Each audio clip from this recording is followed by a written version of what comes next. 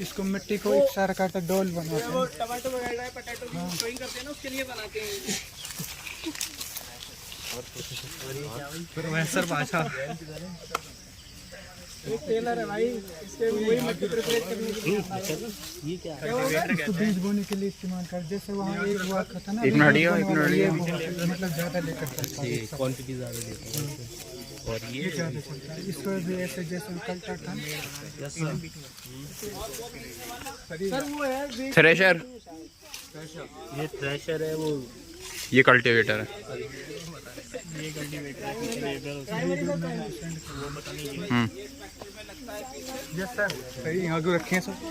यहाँ क्यों रखे हैं सर? ये क्या कर रहे हो आप? नहीं सर, वीडियो ले रहा था। हाँ वीडियो वगैरह मत बनाओ, कोई बात नहीं है, इसकी जरूरत नहीं है, आप समझ लेंगे। नहीं हाँ सर, समझ लेंगे। वो सीट कम थ्रेशर होगा उधर वो वाला। चलो चलिए भैया। सर कह रहे थे वीडियो मत बनाओ। पता बेइज्जती हो जाएगी, आधी अधूरे वैसे ही कैसे थ्रेसर है। ये देखिए डील थ्रेसर लास्ट में जो हम हार्वेस्टिंग के बाद थ्रेस करने का काम आता है, स्पेशली बीट में और राइस के खेत में ज़्यादातर यूज करते हैं इसको। बाकी सबके थ्रेसर अलग अलग होते हैं, मतलब मेज के लिए अलग होगा, सोरगम पल्मर के लिए अलग है, बाजरे के लिए, कोई सबकी सीव अलग अलग होती है। लेकिन ये स्पेशली यूज होता है पैडी में और बीट के लिए। पैडी में भी यूज़ कर लेते हैं इसको और बीट के में भी यूज़ करते हैं। मेन तो पराली सेपरेशन के लिए होता है ना ये। बस ये थ्रेसिंग का मतलब वही है कि आपको मतलब ग्रेन अलग पराली अलग पूरी। स्ट्रॉ के फॉर्म में निकालते हैं। तो इसमें केवल क्रॉप की लिमिटेशन क्यों है? वो सीप के डिफरेंस है इसमें, क्योंकि सबका साइज अलग अलग, मतलब जैसे तो कोप जनरल- वाले जो अलग हैं, जैसे हमारा कि मेज है या फिर पलमेट है, सोरगम में ये कोप के फॉर्म में रहते हैं। बीट, राइस, ओट, बार्ले ये सबका सेम जैसा स्ट्रक्चर होता है, तो इस वजह से क्योंकि इसके अंदर सीव लगी रहती है, वो ग्रेन के साइज पे डिपेंड करती है। मतलब इसमें कैटेगरी दोनों होती हैं, स्पेशल पर्पस जनरल वो पर्पस। अलग रहता है अच्छा। उसका सेम, मतलब ये कि मॉडल स्ट्रक्चर ही पूरा चेंज होता है। नेक्स्ट है ये सीड ड्रिल मशीन, जिसमें क्या करते हैं कि हम डायरेक्ट सीड डालते रहते हैं और ट्रैक्टर से चलता रहता है और सीड स्विंग होती रहती है। इसमें हम स्पेसिंग एडजस्ट कर देते हैं कि जैसे कि नहीं प्लांट टू प्लांट और रो टू रो कितना डिस्टेंस मेंटेन रहेगा सीड ड्रिल के पास। इसमें क्या ये ट्रैक्टर के साथ चलता है और उसमें पीछे जो आपको फ्रेम दिखाई दे रहा है, इसमें सीड रख दिया जाता है।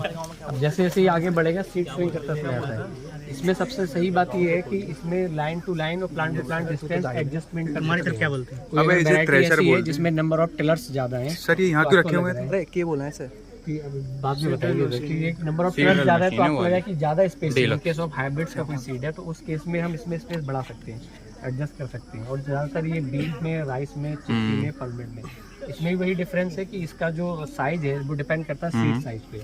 हर जगह सी भी लगती है कि अगर ग्रेन का साइज जितने mm का है उतने mm की उसमें एक लेयर लगी रहेगी, वो उसी से निकल के जाएगा सीड। अगर चिकपी का है, चिकपी और पी और इनके सीड साइज लगभग सेम ही रहते हैं, बहुत ज़्यादा माइन्यूट से डिफरेंस रहता है चिकपी और पी के अंदर।